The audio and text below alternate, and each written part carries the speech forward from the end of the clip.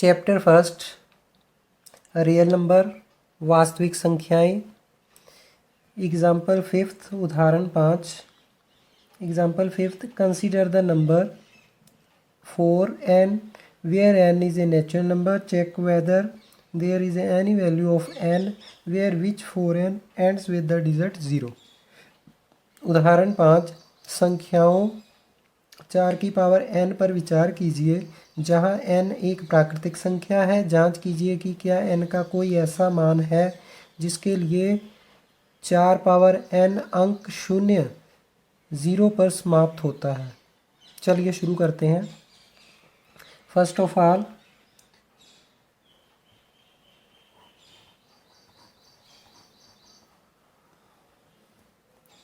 यदि n के किसी मान के लिए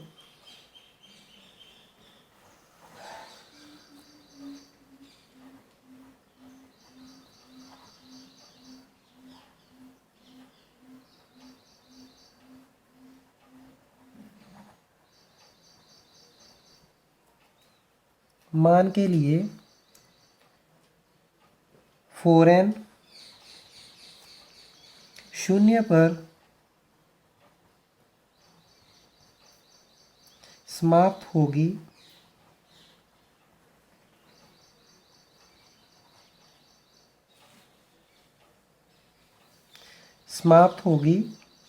तो वह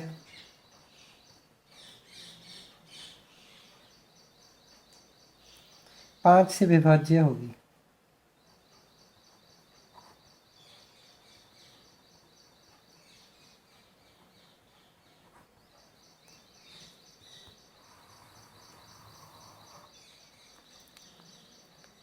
परंतु यह संभव नहीं है।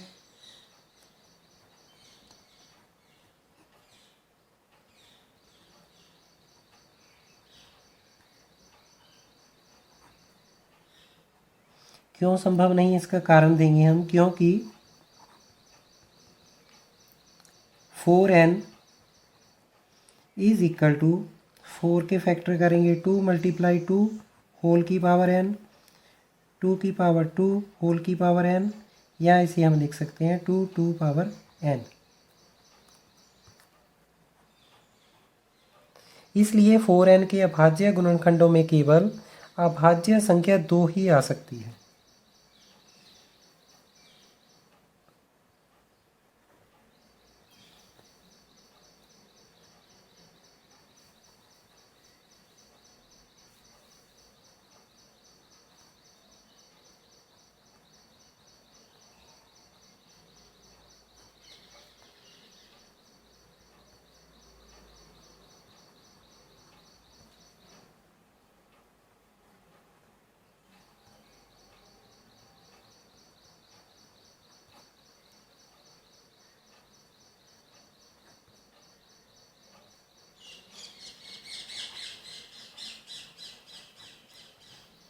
इसलिए n का कोई ऐसा मान नहीं है जिसके लिए 4n अंक 0 पर समाप्त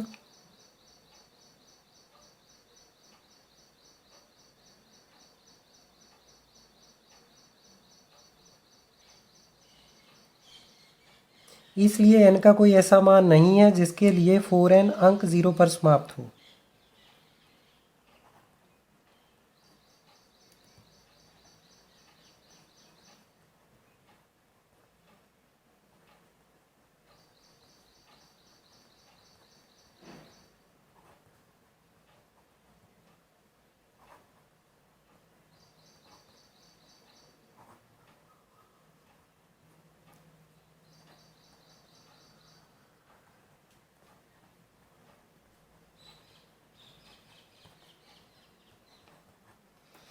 ये हिंदी मीडियम के छात्रों के लिए हो गया।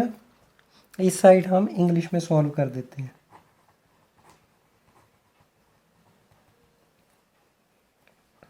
तो यहाँ पर आ जाएगा if the number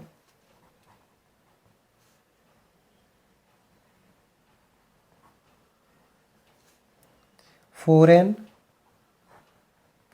for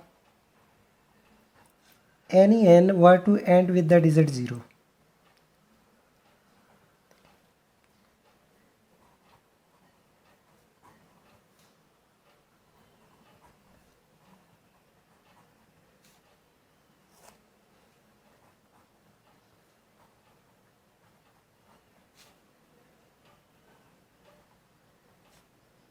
then it would be divisible by 5.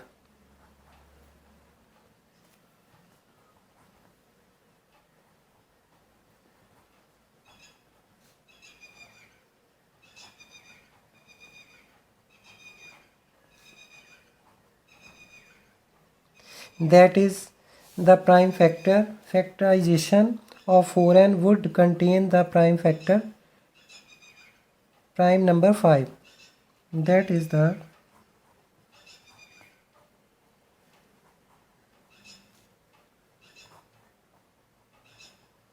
prime factorization of 4n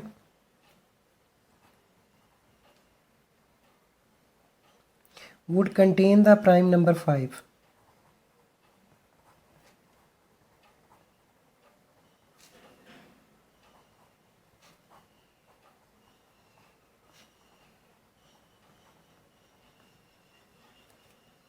This is not possible.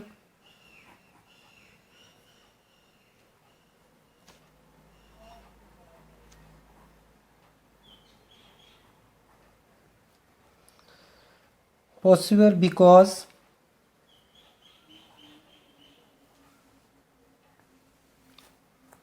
Four n is equal to 2 × 2 whole the power n, या इसे हम लिख सकते हैं 2 की power N.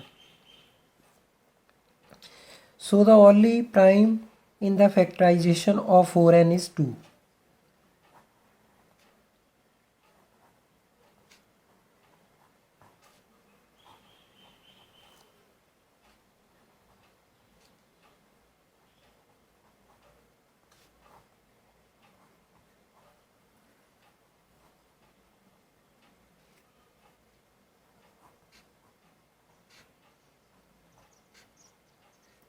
Therefore, is no natural number n for which 4n ends with the digit 0.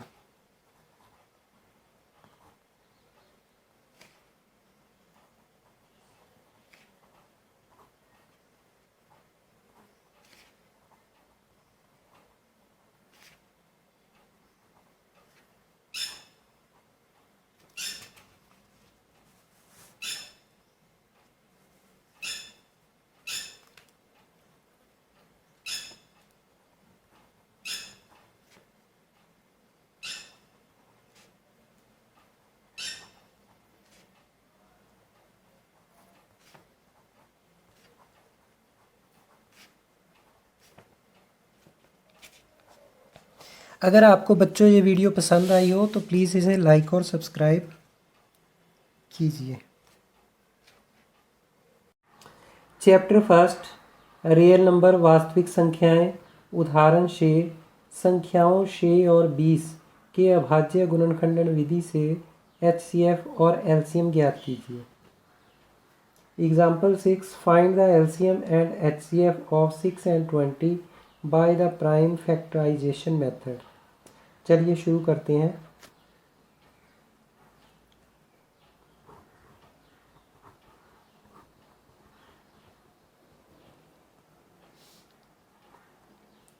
पहले हम इनमें HCF फाइंड आउट करेंगे. HCF पता करेंगे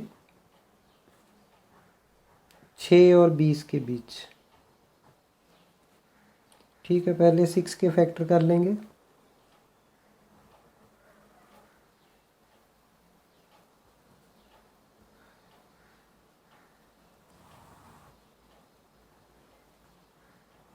दो पर जाएगा ये, फिर 3 पर, फिर 1. इसी प्रकार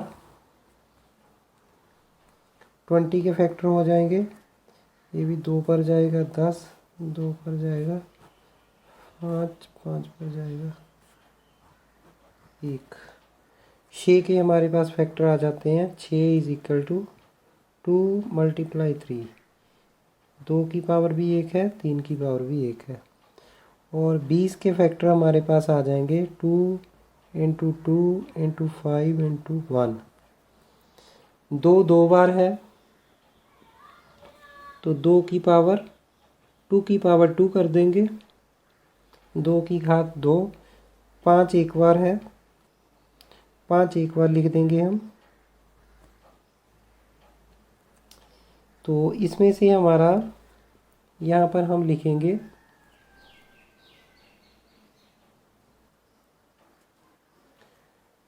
प्रत्येक उभयनिष्ठ अभाज्य गुणनखंड प्रत्येक उभयनिष्ठ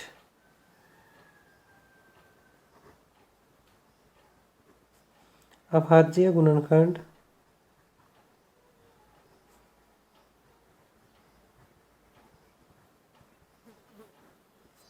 की सबसे छोटी घात का गुणनफल।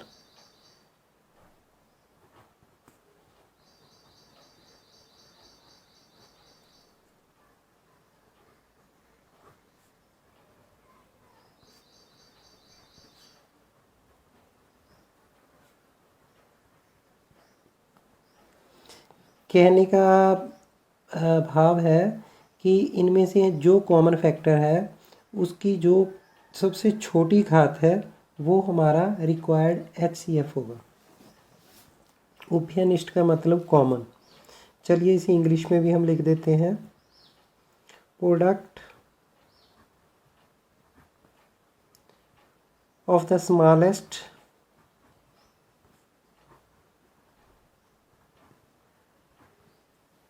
power of each common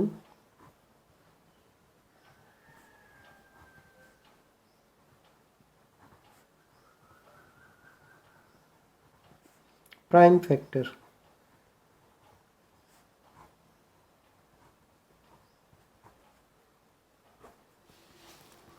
चलिए यहाँ पर लिख देते हैं HCF 6 और 20 6 और 20 का इज इक्वल टू सबसे छोटी घात 2 कॉमन भी है दोनों में और इनकी छोटी घात है 2 की पावर 1। इसका मतलब 2 हमारा आ गया HCF। ये हमारा पहला आंसर आ गया। दूसरा हमें इसमें कहा हुआ है कि LCM फाइंड आउट करना। चलिए LCM भी निकाल लेते हैं।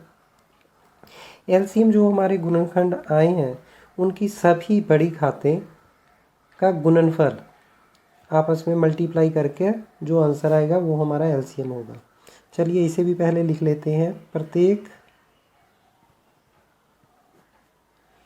अभाज्य गुणनखंड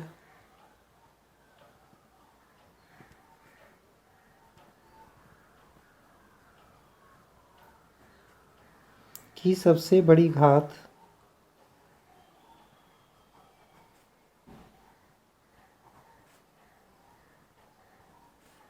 का गुणनफल।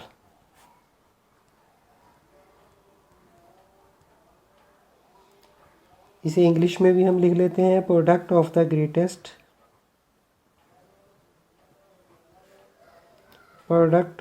Greatest power of each prime factor.